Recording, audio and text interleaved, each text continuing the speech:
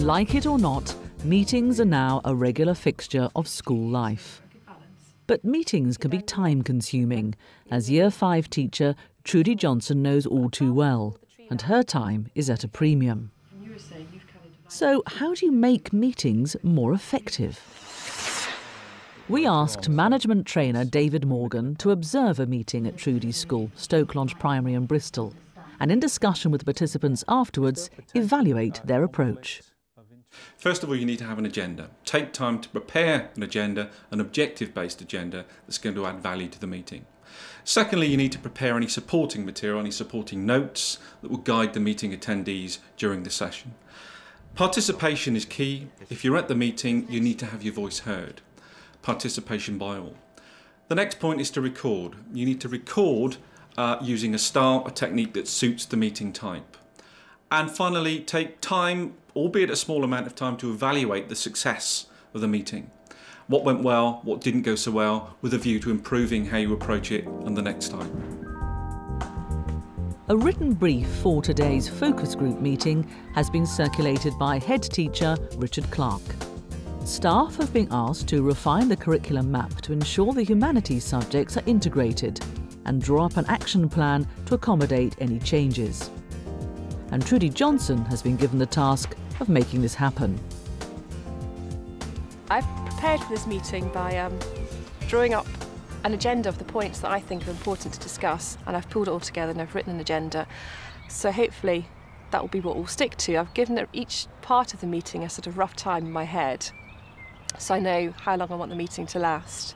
And that's really what I've done, and given it perhaps a little bit more thought than some people, so as I, can hopefully get a balance of opinions throughout, really. Chairing meetings in this school is seen as part of leadership development and rotated around the staff. And today it's Trudy's turn. The points I'd like to discuss is really, for the last 4 terms, we've been trying to integrate the humanities with the geography and the history and other subjects where possible. And really it's just like, what's worked so far? What kind of problems have arisen? And how it can all be overcome, and we can really take it forward for the next meeting. And at the end of this meeting, it'd be really nice to have some actions to take forward to the next meeting so we can discuss it in more detail. So it's very much just an overview today. So we're not going to go down the skills route or anything like that today. It's just going to be an overview of what you'll think. So, over to you, really. So how did the start of the meeting go? Caroline Stubbs, Year 2 teacher, and Trudy await David's verdict. First thing I'd like to say, well done. A genuine well done. Chairing at the best of times is a challenge, Yeah. And opening the meeting is probably one of the scariest moments. So how do you feel the session, the opening to the session went? I think it went okay, to be honest. I sort of planned what I was going to do, and I kind of stuck to it and went with it, really. So as far as the opening goes, I was quite happy with it. Do you think that there would have been some benefit in maybe offering what is a very good structure, a gender-based structure, offering that up to the participants maybe slightly ahead of the session in exactly the same way as the head's brief was offered? Yeah, I think it would have been something that was new to everybody, something that, so as not to be a surprise, I think, yes, perhaps. Yeah. To give them sort of the agenda beforehand and some to have a look at and to have some thoughts about it might really been quite useful. So if it had caught them cold, that perhaps would have been the best approach. Yeah. Good, okay. I think the things to be overcome really are looking back at what we've done and saying, OK, yes, we can adapt and we can sort of change it slightly. There's lots of different things you can do. Meetings offer a chance to share information and have questions answered. But what's the best way to do this? Advanced preparation can be a factor. So when you're doing yours and you're doing an overall topic, do you still subject base it? What we did when we did Under the Sea is we did 6 weeks of geography to do with the sea, and then we did 6 weeks of history to do with Under the Sea. So yes, they were separated that way. We don't tend to teach them mixed up throughout the weeks, but we are with dinosaurs, we are teaching it mixed up. So I think it depends what topic we are doing to which way we do it, really. What about the other subjects? Are you linking those in? We are only tenuously with art and DT, and the fact that we did under the sea puppets like octopuses and shark hand puppets and things like that. So DT and art have been linked. Clearly what we were seeing there was a discussion around one of the themes, or perhaps the main theme within the meeting. Scope for preparation ahead of the meeting or not? Would it have been beneficial? If each of the year groups had the overview of what the other year groups were doing as their subject titles, that would have been beneficial. Right. But also if you could have looked at some of the planning maybe, that would have been quite beneficial, I think, if we'd have had our humanities planning with us. So perhaps some notes, some useful information cascaded perhaps along with your more detailed agenda, passed out beforehand, say a week beforehand, to just not discourage that sort of discussion, but maybe to shorten it somewhat. Yeah. The preparation would be really quite useful, but you do need to have the discussion to pick apart what you can see on a plan. You can only see so much on a plan. It only gives you so much information. Yeah. And I think to pick it apart and just to have that discussion so we all know is quite useful, but yeah, it could have been sort of... So the discussion itself, very valid within the context of the meeting, I think but some background information beforehand may have been useful. Okay. And we very much under knowledge and The classic notes on a flip chart approach was used to note the brainstorming ideas around the table. But is it effective? Does the chart distract participants? If you're not careful, you end up doing things just for the sake of it, rather than doing it because it's worthwhile to do it, just doing cool. Whilst on occasions I felt the flip chart dominated the meeting, and the focus was often on the flip chart and not on the chair, as it should be. I mean, that's something that just needs to be managed, but I felt the flip chart worked very well. What about the expectation as far as the participants were concerned about getting something, a summary of the comments on the flip chart before the next meeting? Is there an expectation that that will happen?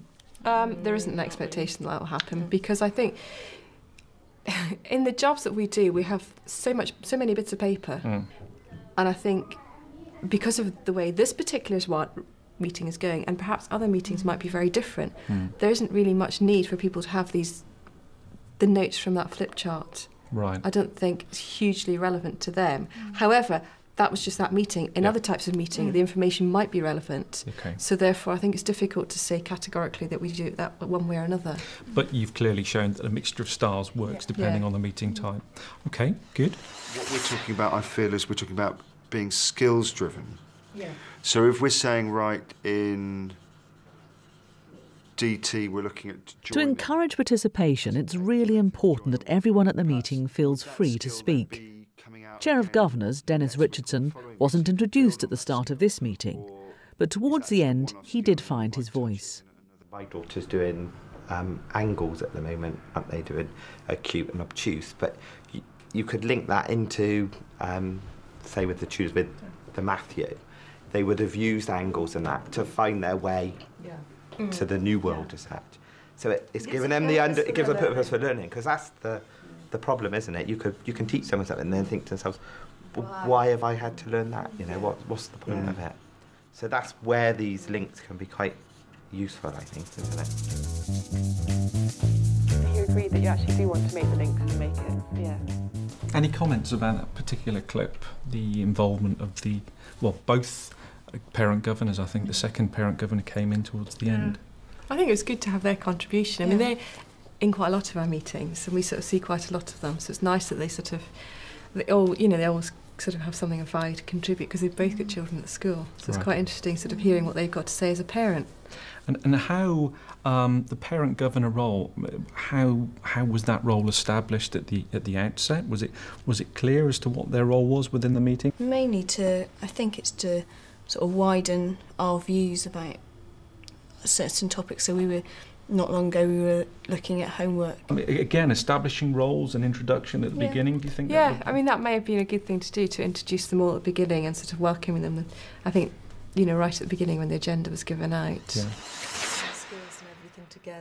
At the end of a long day, it's tempting to close the meeting swiftly. So what happens here? We've got 2 more meetings. So in the next 2 meetings we have to cover skills, Okay, and I think the titles, that's your homework. And then we've got progression assessment as well, which will probably be the final one, I would have thought. Any of them got anything else to add? Ian? Richard? Fine. No. We happy? Yeah. Thank you, everybody. You can all have a sweetie. We should write this up and give it to Richard now. No, we should try it on here. In terms of the summary that was clear on that clip, what about the benefit of doing that at regular intervals as we go through the hour-long meeting? Yeah. In terms of lessening the impact on you, pulling everything together right at the end? Yeah, I suppose, I mean, within it you could have done kind of mini summaries of, oh, well, this is where we're up to now, kind of move, and then keeping it moving forward. I mean, that might have been quite a useful thing to do. A good idea might be to summarise discussion throughout the meeting and then allow time for a short evaluation of the meeting itself at the end. How did the participants feel this meeting had gone? I think it would have been nice to, at the end of the meeting, make sure that we definitely agreed something, because the end of the meeting was kind of, well, next week we'll look at skills. We've decided that we want to try this new idea of changing things around and mixing it together, but we hadn't fixed any of the things, so it was very open. And we were quite lucky that myself and Ian are quite experienced governors, so we were used to going to meetings, so we were able to, you know, air our points of view. So you didn't feel inhibited in any way? That didn't stop you from taking part in the way you wanted to take part? Not at all, no. But obviously, I think if there had possibly been a less experienced governor or a new governor, they may have possibly been overawed by the situation and just sat there and listened, basically, to what was being said. You get a lot out of the meetings, and in the focus group, because there's less of you, you get more time to express your views. The style adopted for these focus group meetings is evolving, but David Morgan believes it's helpful to stick to his basic guidelines for any meeting. Okay, what I'd like to finish off with are Dave's top tips as far as meetings are concerned. 5 top tips, just things to bear in mind, a summary of the discussion, let's say, we've just had. Consider the following: agenda, preparation, and again, we're not looking at adding more time to your day, just making better use of the time you have. Participation. Yeah. If they're at the meeting, they need to participate, or they should be welcomed into participating. Recording, and finding a method that suits that meeting type. And then evaluating, taking time at the end of the meeting to evaluate how it went. I picked up from the head that this is a new approach. Yeah. And maybe things went well, well, they certainly did go well, and things perhaps not so. Yeah. And just taking 5 minutes at the end of the meeting to evaluate how the process has gone and then evolve for the next meeting may have been an opportunity. Yeah, that would be okay. Good. Thank you. More information and links about holding effective meetings can be found on the Teachers TV website, www.teachers.tv.